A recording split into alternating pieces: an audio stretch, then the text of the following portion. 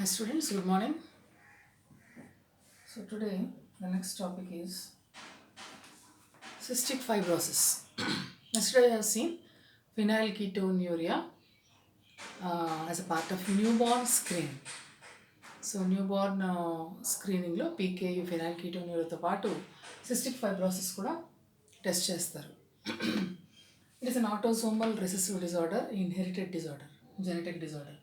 So first few days of birth 2 to 3 days of birth అవగానే cystic fibrosis test చేస్తారు అనమాట, బేబీకి ఉందేమో అని. Because it may be inherited disorder కాబట్టి ఉందేమో అని టెస్ట్ చేయడం. సో న్యూబార్న్ స్క్రీనింగ్లో one part.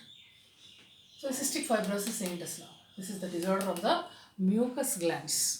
See, mucus is a thicky, sticky substance which is lining throughout our body. Mana ducts anni kuda mucus tho line cheyabadi unnai as a protective agent. So digestive system, respiratory system, reproductive system, all are lined by a thin layer of mucus, not thick, thin layer of mucus, which is protecting us from all infections or by the action of digestive juices. స్టమక్లో ఉందనుకోండి, స్టమక్లో ఉండే mucus lining అంతా కూడా auto self digestion జరగకుండా ఇంకా bacterial infections అవి రాకుండా కాపాడుతుంది. So mucus is very important. So ఆ మ్యూకస్ గ్లాండ్స్ సెక్రెట్ చేసే మ్యూకస్లో ప్రాబ్లం వస్తుంది అనమాట. థిక్ స్టిక్కీ మ్యూకస్ అనేది సెక్రెట్ అయిపోతూ ఉంటుంది due to defect in a chloride ion channel. So thin light mucus form అవుతుంది, థిక్ మ్యూకస్ ఫామ్ అయిపోవడం వల్ల ఏమవుతుంది, ఆ డక్ట్స్ అన్నీ కూడా బ్లాక్ అయిపోతాయి అనమాట, నేరో అయిపోతాయి. నేరో అయిపోవడం వల్ల బ్లడ్ సర్క్యులేషన్ తగ్గిపోతుంది, అన్ని రకరకాల ప్రాబ్లమ్స్ అన్నీ చుట్టుముడతాయి అనమాట. So mucus it lines digestive, reproductive, lungs etcetera. It causes the body to produce excess mucus. A thick and sticky mucus is produced. That is the biochemical defect actually. So early signs ఏంటి?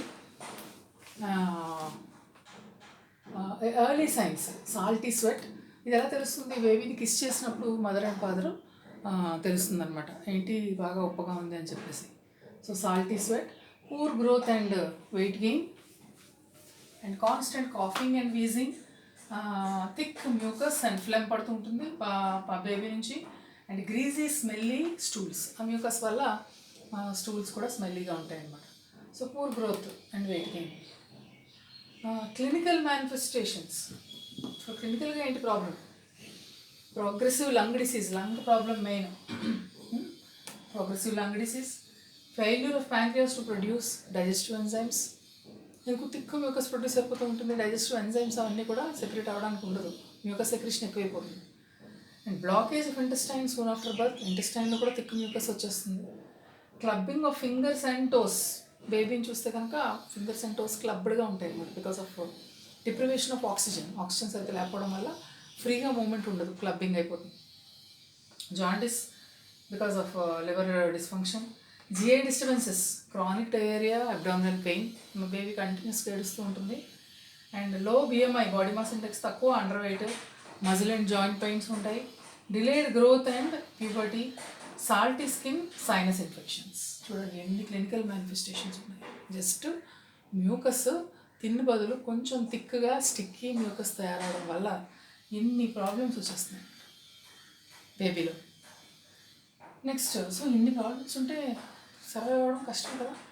Even lungs, digestive system, respiratory system, pancreatic system అన్నీ effect అయిపోతుంది due to this sticky mucus. Airways అన్నీ కూడా clog అయిపోయి blood circulation సరిగ్గా లేక, oxygen సరిగ్గా లేక ప్రాబ్లమ్స్ స్టార్ట్ అయిపోతాయి, బేబీ కాంట్ సర్వైవ్. సో దీనికి ఇంకా I don't think you can see clear. So బయోకెమికల్గా చూస్తే చూడండి, lungs bacterial infections due to sticky mucus. ఆ మ్యూకస్ థిక్గా రావడం వల్ల బ్యాక్టీరియా ఫీడ్ అయ్యి ఇన్ఫెక్షన్స్ వచ్చేస్తాయి. Skin salty sweat. Liver blocked biliary ducts, biliary ducts అన్నీ కూడా బ్లాక్ అయిపోతాయి due to this thick mucus. Pancreas blocked pancreatic ducts. So diabetes వస్తుంది, lack of pancreatic enzymes. Intestines, mucus వల్ల న్యూట్రియంట్ అబ్జార్ప్షన్ సరిగ్గా జరగదు. రిప్రొడక్టివ్ సిస్టమ్, ఫెర్టిలిటీ ప్రాబ్లమ్స్ వచ్చేస్తాయి, and delayed puberty. చూడండి ఎన్ని సిస్టమ్స్ ఎఫెక్ట్ అయిపోయాయి, lungs, skin, liver, pancreas, intestines, reproductive system, due to just only that thick sticky mucus. అసలు cause ఏంటి? సిఎఫ్టిఆర్ gene అనేది మ్యూటేషన్కి గురైంది. ఈ సిఎఫ్టిఆర్ అంటే ఏంటి? సిస్టిక్ ఫైబ్రోసిస్ ట్రాన్స్ మెంబ్రెయిన్ కండక్టెన్స్ రెగ్యులేటర్ జీన్. ఇది ఒక క్లోరైడ్ ఛానల్ని ప్రొడ్యూస్ చేసేటటువంటి జీన్. ఆ క్లోరైడ్ ఛానల్ ప్రోటీన్ మెంబ్రెయిన్ మీద ఉంటే క్లోరైడ్ ఛానల్ అనమాట. ఆ క్లోరైడ్ ఛానల్ డిఫెక్టివ్గా ఉండడం వల్ల ఏమవుతుందంటే సెల్ లోపల నుంచి క్లోరైడ్ స్వెట్లోకి ఎక్కువ వెళ్ళిపోతుంది అనమాట. సో వెళ్ళిపోవడం వల్ల థిక్ స్వెట్లో క్లోరైడ్ కంటెంట్ ఎక్కువైపోతుంది. దాన్ని బట్టి డయాగ్నోస్ చేస్తారు. సో ఆ క్లోరైడ్ ఛానల్ డిఫెక్ట్ వల్ల క్లోరైడ్ ఛానల్ ప్రొడ్యూస్ చేసే జీన్ సిఎఫ్టిఆర్ జీన్, సిస్టిక్ ఫైబ్రోసిస్ ట్రాన్స్ మెంబ్రెయిన్ కండక్టెన్స్ రెగ్యులేటర్ జీన్, అది మ్యూటేట్ అయిపోతుంది. ఆ మ్యూటేటెడ్ జీన్ ట్రాన్స్మిట్ అవ్వడం వల్ల బేబీకి సిస్టిక్ ఫైబ్రోసిస్ వస్తుంది అనమాట. సో సిఎఫ్టిఆర్ జీన్ రెస్పాన్సిబుల్ ఎక్కడెక్కడ ఉంటుంది? Lungs, liver, pancreas, intestine, sweat glands, ఇవన్నీలోనూ కూడా సిఎఫ్టిఆర్ జీన్ ఎక్స్ప్రెస్ అవుతుంది. సో డిఫెక్టివ్ సిఎఫ్టిఆర్ జీన్ వల్ల ఏమవుతుందంటే thick and sticky mucus in lungs, digestive system and all other four side చెప్పిన వాళ్ళు అనమాట. లంగ్స్, డైజెస్టివ్ సిస్టమ్ ఎక్కువ ఎఫెక్ట్ అయిపోతుంది. So defective CFTR gene is the main problem for cystic fibrosis. సరే, దీన్ని ఎలా డయాగ్నోస్ చేస్తారు?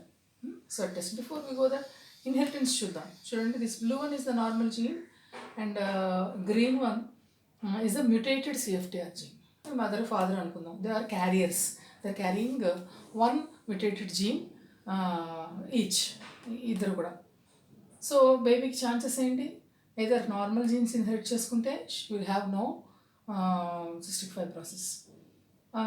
ఒకటి మదర్ నుంచి ఓన్లీ వన్ మ్యూటేటెడ్ జీన్ కనుక ఇన్హెరిట్ చేసుకుంటే కనుక she or he will again be a carrier. If he అది ఇంత సివియర్గా ఉండదు, జస్ట్ సిమ్టమ్స్ కనపడతాయంటే వాళ్ళు చెప్పేస్తారు డాక్టర్స్ క్యారియర్ స్టేట్లో ఉంది, జాగ్రత్త తీసుకోండి అని చెప్పేసి. కంప్లీట్గా రాదనమాట. So if the baby carries both mutated genes from mother and father, she will completely CF patient. Cystic fibrosis రెండు సిఎఫ్టిఆర్ జీన్స్ కూడా మ్యూటేటెడ్ జీన్స్ ఇన్హెరిట్ చేసుకుంది, అందుకని సివియర్గా ఉంటుంది అనమాట problem. She may not survive. So this is inheritance of the CFTR gene. Finally sweat test. ఈ sweat టెస్ట్ల వల్ల సిస్టిక్ ఫైబ్రోసిస్ అనేది డయాగ్నోస్ చేస్తారనమాట. ఇది జనరల్గా యూఎస్ అండ్ కెనడాలో ఎక్కువ ఉంటుంది, మన సైడ్ తక్కువ. 1 in 3,000 are affected. And CF foundation accredited centre అని ఉంటుంది, వాళ్ళు మాత్రమే చేయాలి ఈ టెస్ట్లు. వాళ్ళు వెంటనే ఈ డెలివరీ అయిన ప్లేసెస్ అన్నింటిలోంచి కూడా బ్లడ్ కలెక్ట్ చేసుకుని వాళ్ళు రిపోర్ట్స్ పేరెంట్స్కి పంపించేస్తుంటారు అనమాట. మీ పాపకి ఇలా ఉంది, టేక్ కేర్ ఆఫ్ అనేసి. ఇదేం చేస్తుంది? Measures the amount of chloride in sweat. So IRT levels కూడా ఎక్కువ ఉంటాయి వీళ్ళలో. Immuno reactive trypsinogen made by pancreas. So రెండు ఉండాలి. ఓన్లీ క్లోరైడ్ ఎక్కువ ఉంటే అది కంప్లీట్ సిఎఫ్ పాజిటివ్ అని కాదు, maybe falls positive. IRT levels కూడా చెక్ చేస్తారు. ఐఆర్టీ కూడా ఎక్కువ ఉంటేనే అప్పుడు సిఎఫ్ కన్ఫర్మ్ చేస్తారు అనమాట. Immuno reactive trypsinogen made by pancreas, అవి కూడా హై లెవెల్లో ఉంటాయి. సో ఏం చేస్తారు ఈ స్వెట్ టెస్ట్కి? బేబీని పిలోకార్పిన్ అని చెప్పి చిన్న డ్రగ్ ఇస్తారు. అది జస్ట్ స్టిమ్యులేట్ స్వెట్ రావాలి కదా మరి బయటికి. పిలోకార్పిన్ అనే డ్రగ్ స్మాల్ ఎలక్ట్రికల్ స్టిమ్యులేషన్, చిన్న ప్యాడ్స్ పెట్టి జస్ట్ టింగ్లింగ్ అలా జస్ట్ వేవ్స్ వస్తాయి అన్నమాట. ఎలక్ట్రికల్ స్టిమ్యులేషన్ పిలోకార్పిన్ వల్ల స్వెట్ ప్రొడ్యూస్ అవుతుంది అనమాట. అండ్ అక్కడక్కడ చిన్న ఫిల్టర్ పేపర్ ప్యాడ్స్ పెడతారు to collect the sweat. Arms కానీ లెగ్స్ మీద కానీ స్వెట్ ప్యాడ్స్ పెడతారు. ఆ స్వెట్ పిలోకార్పిన్ ఎలక్ట్రికల్ స్టిమ్యులేషన్ తర్వాత కొద్దిగా స్వెట్ వస్తే కనుక ఆ స్వెట్ ఈ ఫిల్టర్ పేపర్స్ ఆర్ గాజ్లోకి అబ్జర్వ్ అవుతుంది కాబట్టి ఆ ఫిల్టర్ పేపర్స్ తీసి ల్యాబ్కి పంపించేస్తారు. అందులో క్లోరైడ్ కంటెంట్ ఎస్టిమేట్ చేస్తారన్నమాట. నార్మల్ వాళ్ళకంటే వీళ్ళకి చాలా ఎక్కువ సోడియం అండ్ క్లోరైడ్ లెవెల్స్ ఉంటాయి due to defective CFTR gene. So ఆ క్లోరైడ్ కంటెంట్ని బట్టి వాళ్ళకి సిఎఫ్ సిస్టిక్ ఫైబ్రోసిస్ అనేది కన్ఫర్మ్ చేసేస్తారనమాట. సో ఇది న్యూబార్న్ బేబీస్లో చేసేటటువంటి ఒక screening test apart from phenylketonuria. Sweat test అంటే ఇది. And it's mainly affecting mucus glands, mostly lungs are affected because airway అంతా కూడా థిక్ మ్యూకస్ ఉంటే కనుక ఫస్ట్ ఎఫెక్ట్ అయ్యేది లంగ్సే కాబట్టి ఆ థిక్ మ్యూకస్ వల్ల ఎయిర్వే అంతా కూడా అబ్స్ట్రక్ట్ అయిపోయి డిస్నియా అంటాం, షార్ట్నెస్ ఆఫ్ బ్రెత్, వెంటనే మరి ప్రాణం పోవడం అది జరుగుతుంది అనమాట. So this is cystic fibrosis of newborn screening and sweat test. Thank you.